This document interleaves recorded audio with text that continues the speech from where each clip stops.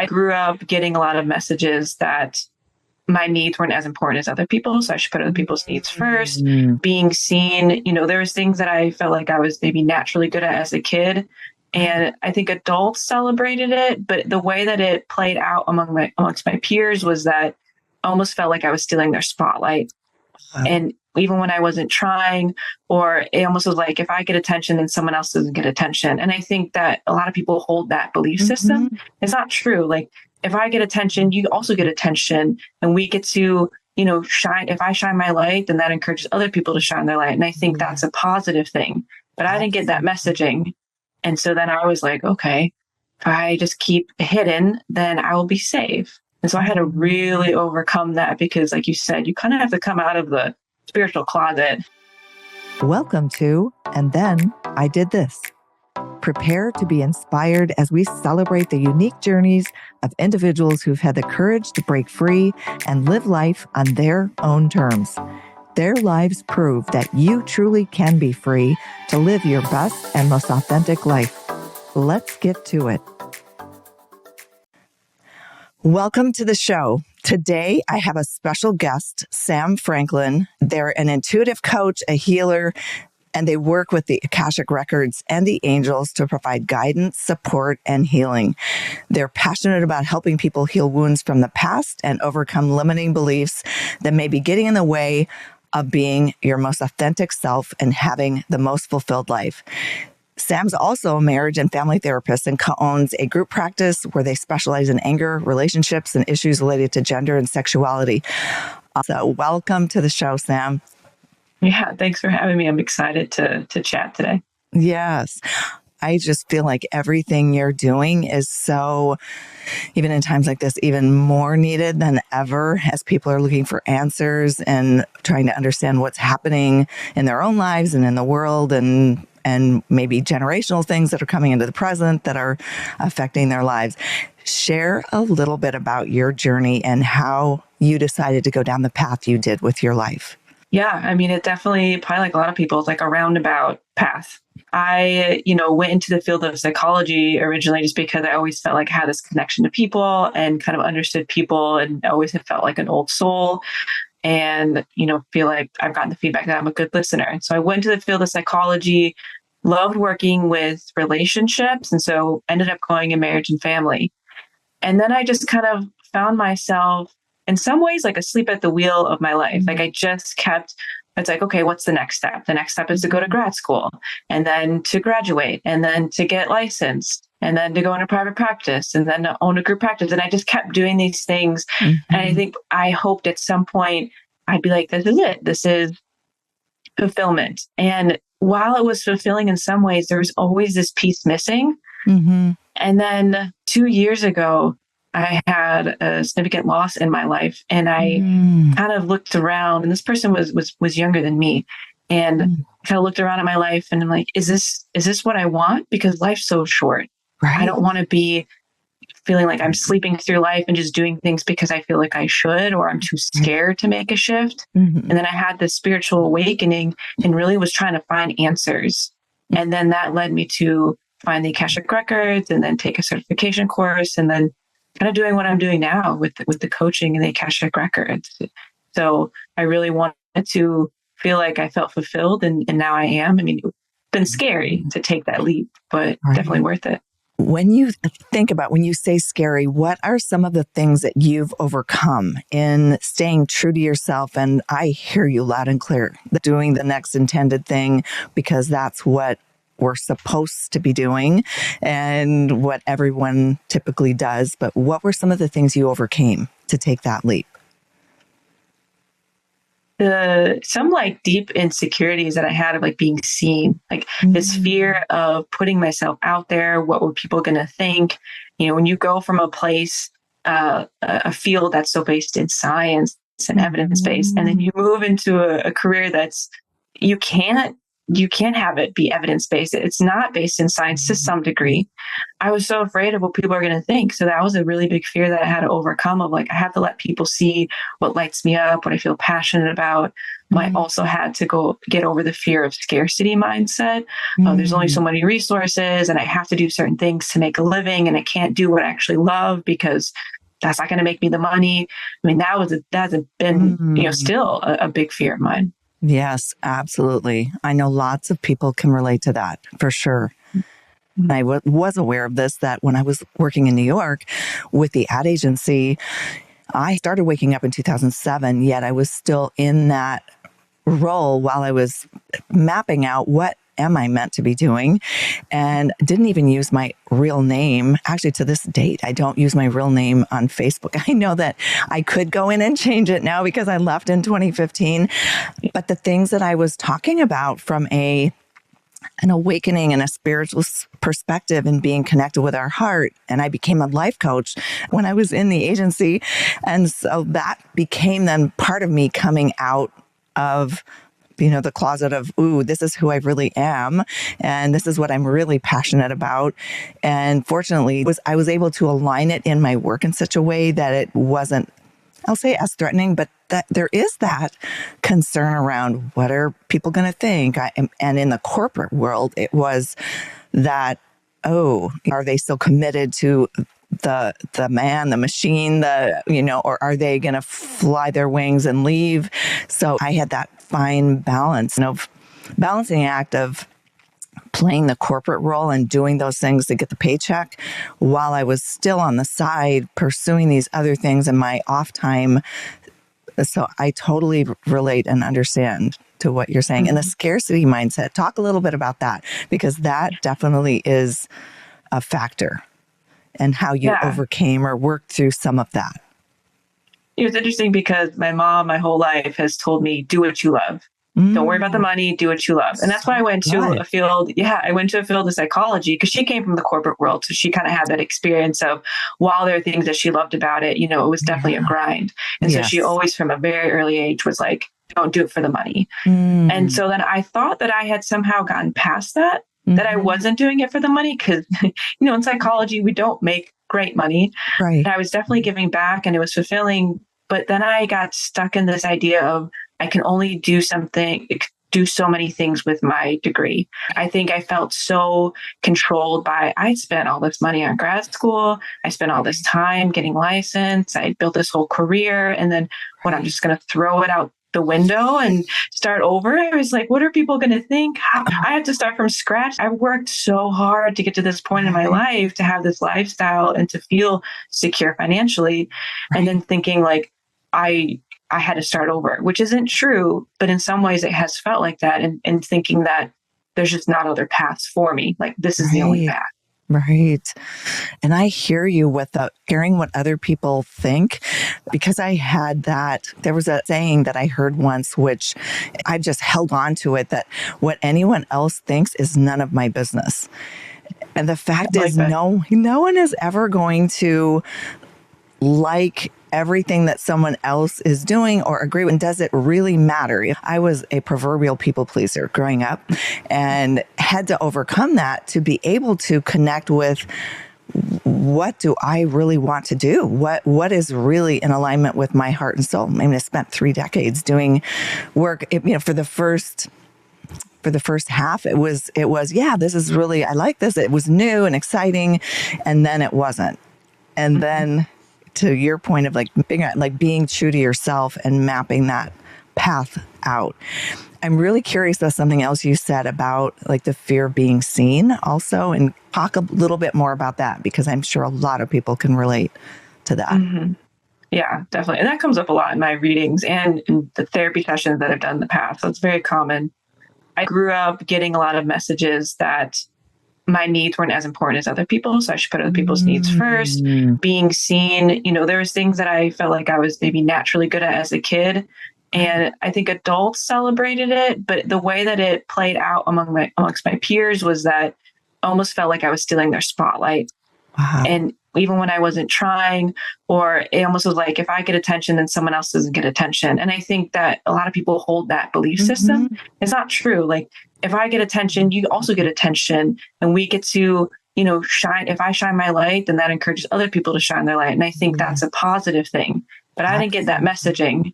And so then I was like, okay, if I just keep hidden, then I will be safe. And so I had to really overcome that, because like you said, you kind of have to come out of the spiritual closet, Yes, so to speak. And even though I've come out of the closet, my sexuality and then as my gender, it was still like, oh no, I have to do this all over again. right. Like, go through this process of what are people going to think? And yeah, it's a lot.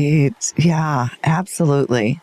Yeah, staying true to ourselves. I mean, I just think of this, our subconscious mind. It was interesting once I realized for quite a while, I used to think, why do people say we only use 95% or we only use 5% of our conscious brain, and then I understood the depths of, 95% of the time, whatever those tapes are that we got from 0 to 7, and even into our teen years, early adulthood even.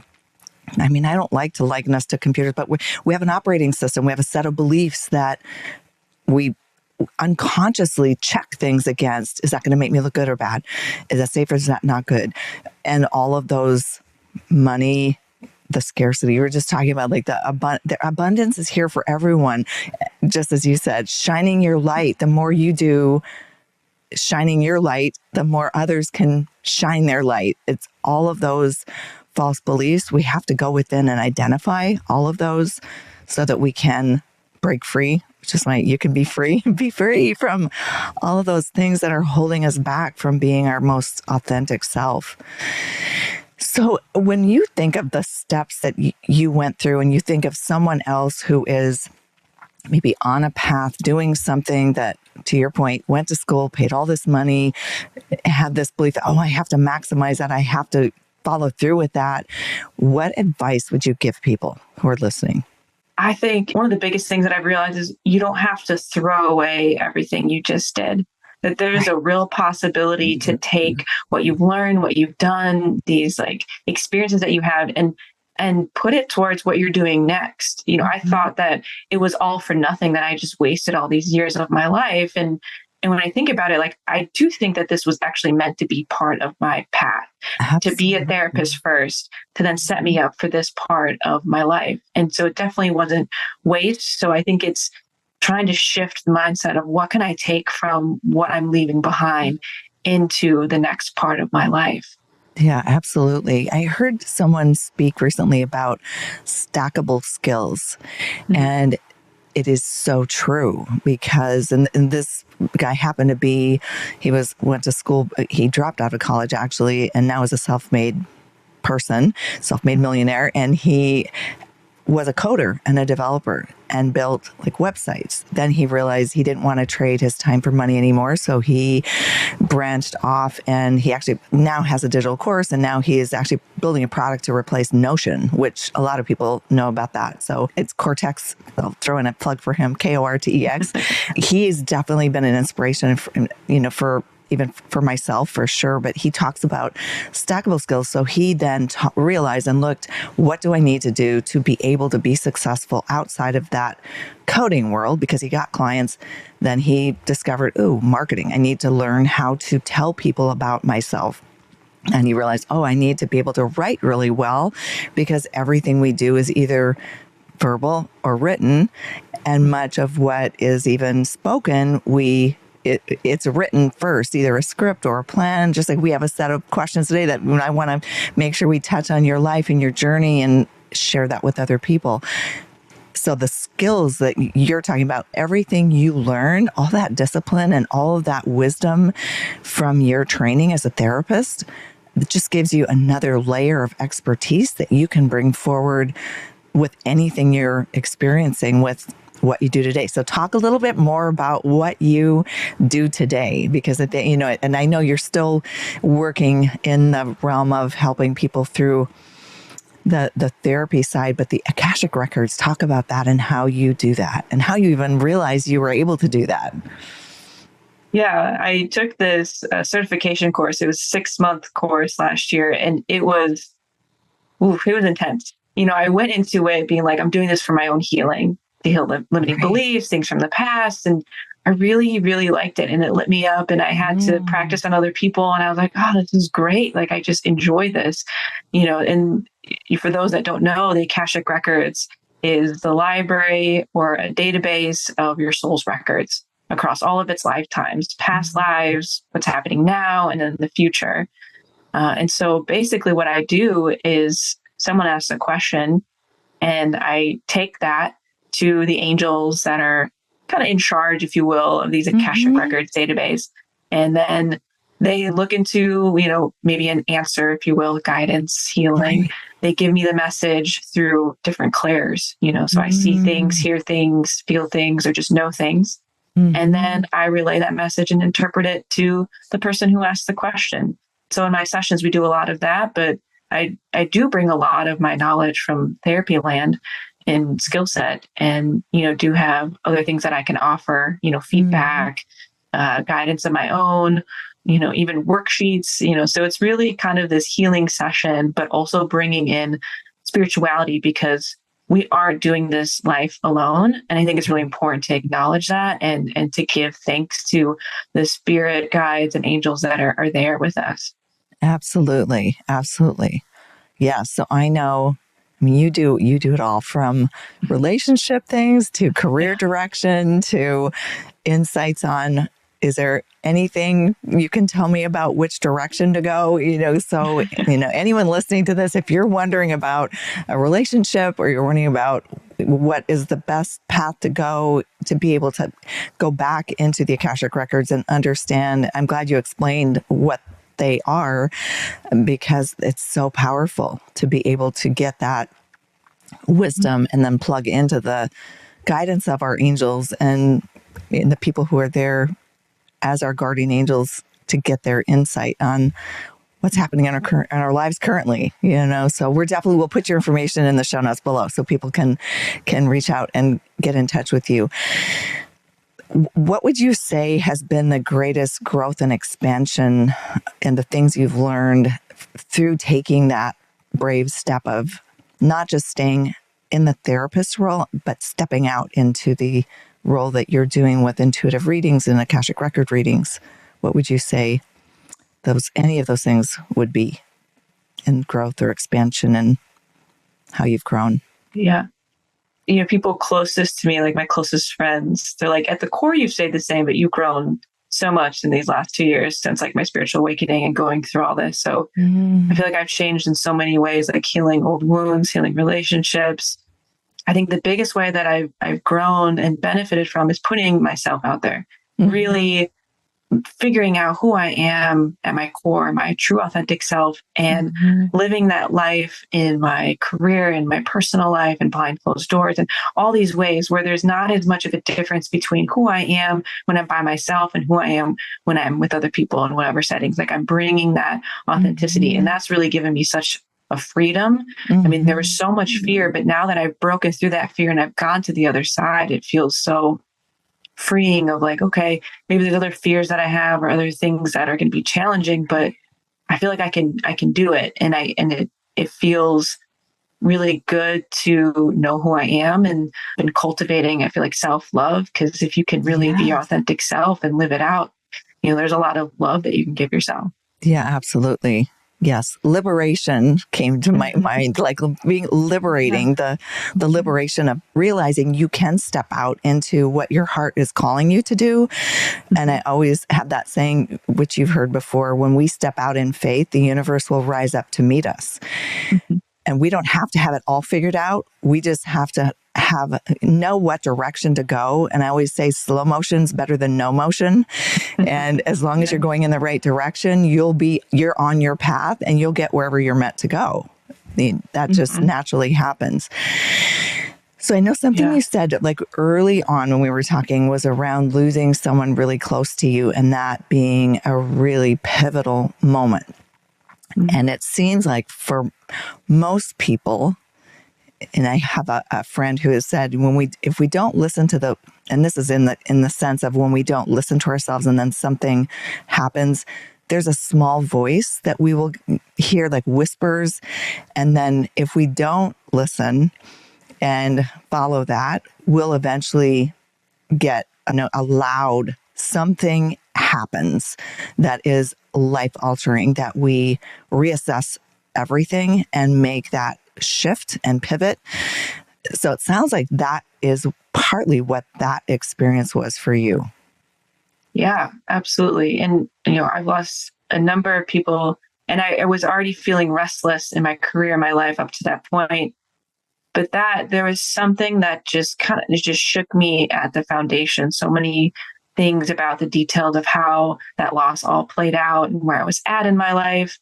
And it's really true. Like when we go through something traumatic, like we're just not the same, and we can't go back to the life that we had before.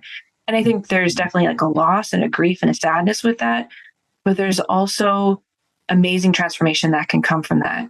Like because I woke up to my life and I saw things differently, and I was really thinking about what's actually important in life. I couldn't go back to who I was prior to that loss. It just wasn't possible. So then, being in that kind of abyss space, that was really hard. Like, I have no idea what's next. I just know I can't keep living my life the same way. So it almost like forced me, I was already in that uncomfortable space. So I might as well just like keep going and hope, that I figure it out at some point. Right. Absolutely. Mm-hmm. So with the things that you're, the kind of direction you've gone in now, how do you stay committed to that path? And it sounds like it's because it's more natural. It's easier, but talk a little bit about that. Are there any things that you do to stay connected to that and just keep going? At times you might question it. Yeah, I've questioned it a lot. And there's definitely the whole, like, I'm someone that I like my ducks in a row. I like to know what's coming next. So this has been a really good growth learning experience of just doing it before I know. And a lot of it comes back to spirituality. I've really grown as a spiritual person the last couple of years. And so anytime I feel really stuck or lost, or is this even right? Should I keep going? What am I doing?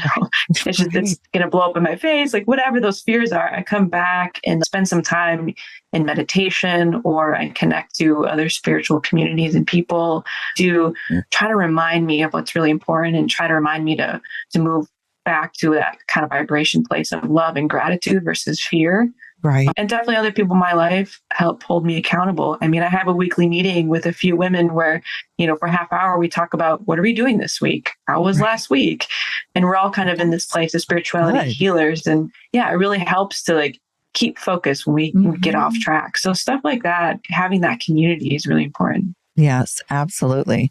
I just remember because we met through a spiritual group that meets every morning, and I had gone to your website when I was originally going to schedule. So I want to just put a plug in for your website, because some of your the blog content that you have was just so heart touching that we didn't really know each other at the point that we had our first session together.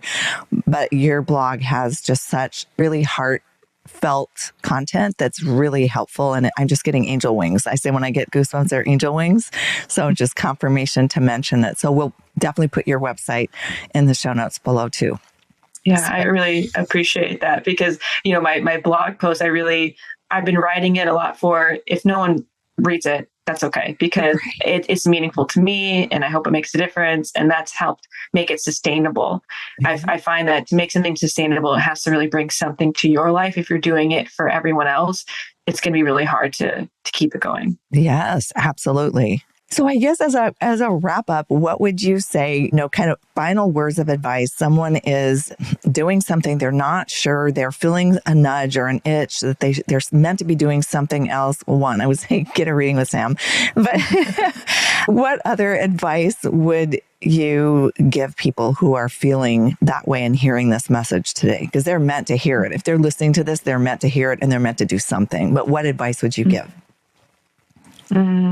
I would really take some time to think about what it is that you want and why it's important to you, and see if you could take time and kind of drown out. I know it's so hard, drown out the other voices of what everyone else is saying, because if you think about it, this is your life. You're the one that has to live it every day. You're the one that has to wake up and go through it. And so, really something that I've kept in mind is like, how do I want to feel when I get to the end of my life? Do I want to look back and think, wow, I really just didn't live it. And I let fear take over me.